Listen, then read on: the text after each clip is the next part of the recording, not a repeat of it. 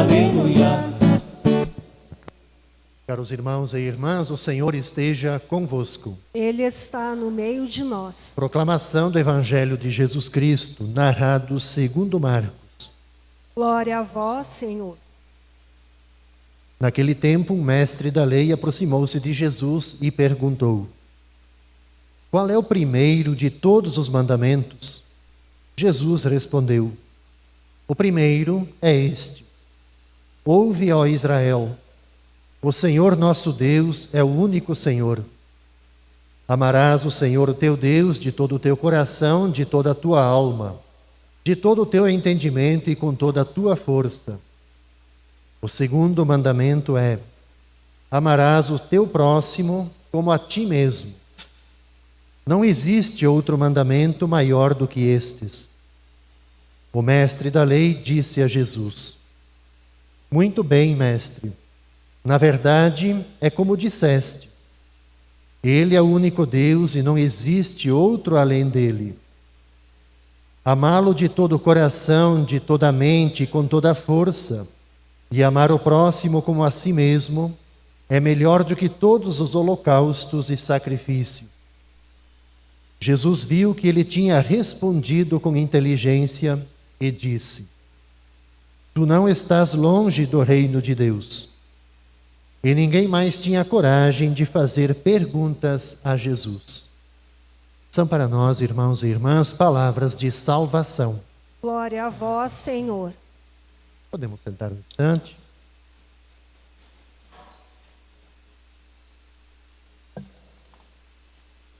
Caros irmãos e irmãs aqui presentes no santuário, quem nos acompanha pela Web TV, nas suas casas, nós estamos nos encaminhando aos pouquinhos para o final desse ano litúrgico. Nós temos o 31º e vamos até o 33º, colocando ainda duas celebrações, domingo próximo, solenidade de Todos os Santos, e depois, que seria o 34º, fechando o nosso ano litúrgico, a festa de Cristo Rei. De modo que próximo mês a gente entra nos preparativos do Natal. E a gente vem presenciando nos domingos que cada vez mais as tensões de Jesus elas se acumulam. Tensões de Jesus com fariseus, tensões de Jesus com mestres da lei, mas também tensões, preocupações de Jesus com o grupo dele, com os 12. Tensões. Nessa perspectiva, não de briga, mas a tensão de eles assimilarem de fato o que significa o messianismo. O que é o reino de Deus? Quem é, afinal de contas, o próprio Jesus?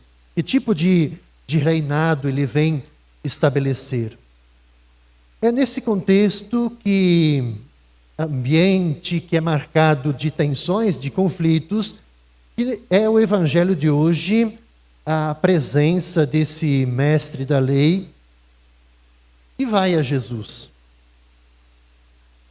E é interessante porque, por que ele vai a Jesus? Porque ele vive uma espécie de angústia existencial, marcada exatamente por um forte legalismo. Qual é a angústia dele? De um lado, ele tem a religião judia, da qual ele participa, com suas normas, com seu ritualismo, com esse emaranhado de leis que determinam para ele, para cada pessoa, como que eles têm que se comportar dentro de cada circunstância. E de outro lado, ele vê a liberdade de Jesus e a liberdade dos seguidores de Jesus. Isso provoca a angústia existencial, a tal ponto de ele ir ao encontro de Jesus e fazer essa pergunta: qual é o primeiro, qual é o mais importante de todos os mandamentos?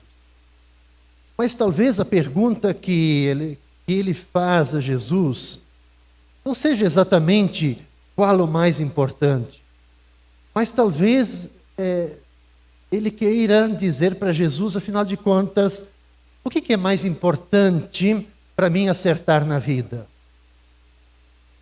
O que eu devo fazer? Onde que eu devo centrar a vida para poder me livrar um pouco do peso das exigências que a lei coloca sobre mim? Talvez tenha sido essa a intencionalidade dele nessa pergunta: qual é o primeiro de todos os mandamentos? Por que isso? Para nós, aqui, século XXI, olhando para trás, é muito natural a gente dizer assim: não tem como não amar a Deus sem amar os irmãos, não tem como amar as pessoas sem amar a Deus. Mas veja que naquele entreveiro de leis que era a Torá, nas 613 leis, 613 preceitos que estão contidos, não fazia menção a isso. Fazia menção que tinha que amar a Deus, tinha que guardar o sábado, né? Tanto é que é fonte de tantos conflitos. Tinha que fazer isso, fazer aquilo, mas lá não dizia, tem que amar o irmão. Então, a gente entende a angústia e, ao mesmo tempo, a gente entende por que Jesus acolhe. Porque existia também várias escolas de rabinos, é bom que se diga isso. Havia rabinos que diziam assim, que todos os mandamentos, aqueles 613, veja só, 613, a gente tem dificuldade de guardar 10, né? Mas que todos os 613 tinham a mesma importância, porque todos eles procediam de Deus. A outra escola rabínica dizia o seguinte, que o mais importante de todos aqueles 613 era cumprir o sábado. Então também entre as correntes havia diversos pensamentos a respeito dos mandamentos. Então Jesus ele entende muito bem o que se passa na cabeça, no coração daquele mestre da lei. Por quê? Porque quando no caso aqui, quando na religião vão se acumulando sempre mais normas, preceitos, costumes, ritos, dogmas, doutrinas, a gente tem que tomar muito cuidado, porque é fácil a gente viver dispersos, sem saber exatamente o que é fundamental, o que é o centro de tudo, para orientar a vida de uma maneira sadia, uma maneira correta. Ora, a novidade que Jesus traz é essa: amar a Deus e amar as pessoas. Isso tem que andar sempre unido. Ou seja, Jesus ele faz dos dois mandamentos um só. Por quê? Porque na concepção de Jesus e de todos os seus seguidores, a liberdade que Jesus tinha é o quê? Ele não aceita que se possa chegar a Deus por um caminho individual, por um caminho intimista, se esquecendo das outras pessoas. Ora, imagine nós aqui, adorando Deus, louvando a Deus, e de repente ao nosso lado tem alguém passando fome, caído, alguém que foi batido, está machucado, mas a gente está lá louvando a Deus e esquece de quem está aqui. Não é possível. Então o que Jesus coloca é exatamente isso. Não tem como a gente chegar a Deus passando por um caminho individual, intimista, se esquecendo das pessoas, do próximo. Deus e o próximo não são como que, assim, antagônicos. E tampouco nós podemos dizer o seguinte, que o amor a Deus é mais importante que o amor ao próximo. Não é possível a gente afirmar isso. Então a resposta de Jesus, no fundo, ela aponta para os dois eixos centrais da vida de todos nós, daqueles que se colocam na perspectiva do segmento, Deus e o próximo. Quem está sintonizado com Deus também está necessariamente aberto, ou deve estar necessariamente aberto, ao amor, à solidariedade, à justiça, ao bem que se deve fazer. E quem está centrado no amor ao próximo, necessariamente também precisa estar aberto à iniciativa e à graça de Deus. Isso, sentir que a graça de Deus atua nele para fazer o bem às pessoas. No fundo, o que Jesus está dizendo para nós?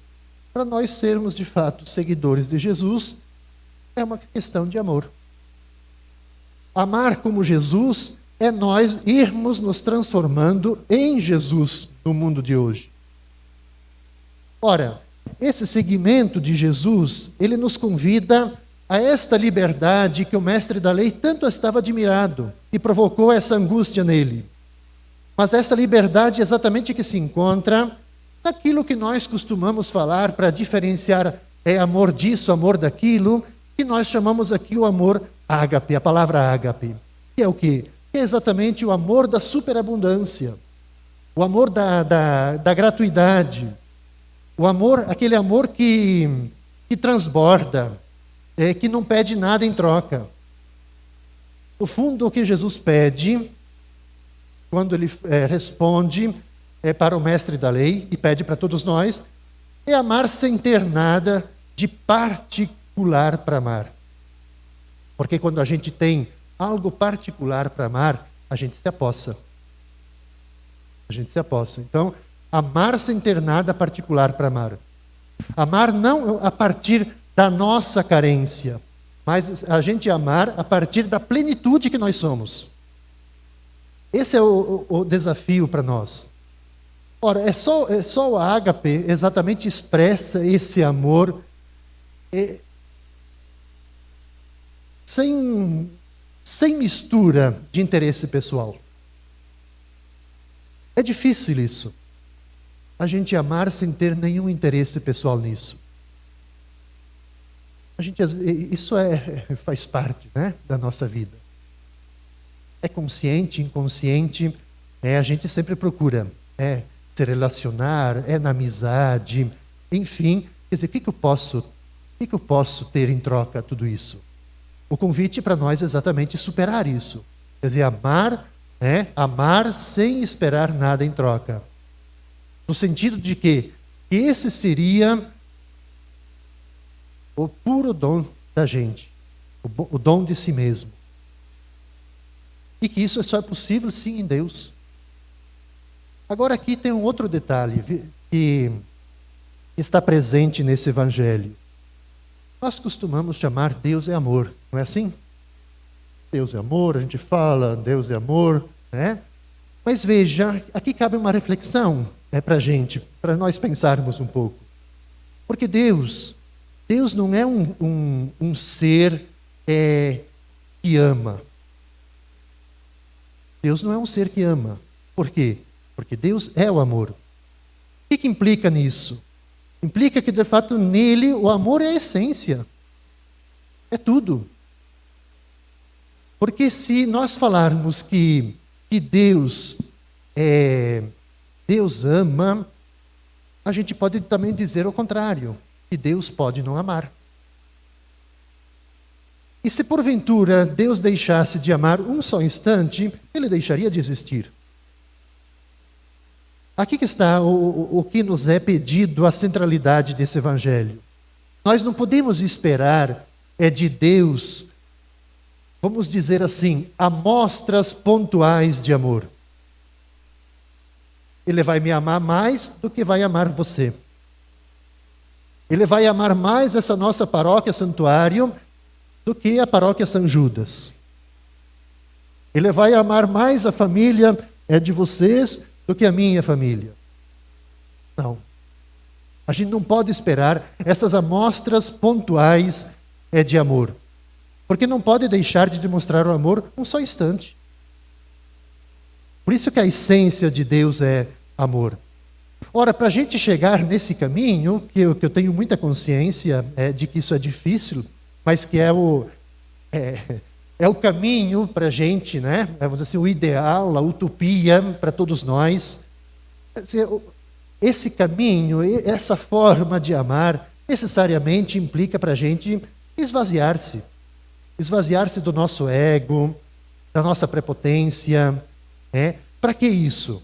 Para deixar exatamente ao outro, a outra pessoa, um pouco de espaço, um pouco de liberdade.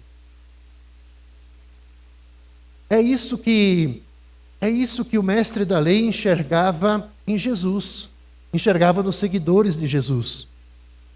E a forma deles se relacionarem, a forma deles de se relacionarem entre eles, mas com Deus, era livre.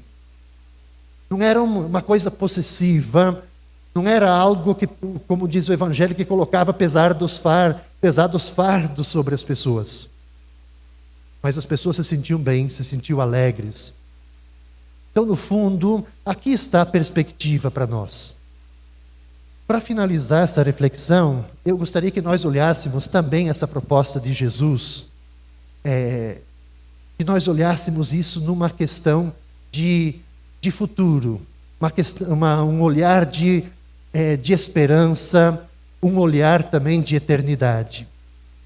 Por que isso? Porque o amor vivido dessa forma, do amor da gratuidade, esse amor que transborda, esse amor que não espera nada em troca, quem ama dessa forma, eu sempre digo assim, ele vê o tempo se ampliar, ele vê a vida ganhar mais sentido. Quando a gente vive dessa forma, quando a gente acorda de manhã, a gente logo encontra o sentido para toda a nossa vida. Vamos encontrar o sentido para o nosso trabalho, o sentido para viver em família, o sentido de encontrar as pessoas, o sentido de querer bem as pessoas, de ser solidário, ser fraterno. Isso coloca para nós plenitude de vida, sentido da vida. Tem pessoas que dizem o seguinte, depois eu concluo dizendo outra coisa, e há lugares dentro de nós que só passam a existir, a gente só toma conhecimento após a gente se defrontar com o sofrimento, quando o sofrimento penetra em nós. Quando o sofrimento penetra nesse lugar. Mas a gente pode dizer também diferente, que há lugares dentro de nós, no nosso interior, que não existe, a gente não se dá conta enquanto o amor não estiver ali penetrado. A gente fica com o coração endurecido, com a nossa mente endurecida, mas quando o amor, nós somos tocados pelo amor, tudo se transforma. A gente se dá conta que o nosso coração bate, e bate acelerado quando a gente encontra as pessoas e faz o bem para as pessoas. Que a nossa mente, ela fica uma mente leve, quando a gente encontra as pessoas, a gente fala com as pessoas, a gente escuta, a gente ajuda as pessoas a se encontrarem. Tudo fica diferente em nós. E a gente começa a dar valor para o nosso interior também. A gente não vive indiferente conosco mesmo, e muito menos indiferente com as pessoas. E isso vai nos levar a ter uma relação também diferente com o próprio Deus. Então, caros irmãos e irmãs, que este Evangelho nos ajude. E essa pergunta do mestre da lei seja a nossa pergunta. Mas talvez não seja essa pergunta, qual o primeiro de todos os mandamentos? Mas possamos ficar com aquela intencionalidade do mestre da lei. O que é mais importante que eu devo fazer para poder acertar na vida, ter uma vida feliz, uma vida realizada? Que Deus nos ajude, que esse Evangelho nos ilumine. Assim seja. Assim seja. Creio em Deus Pai,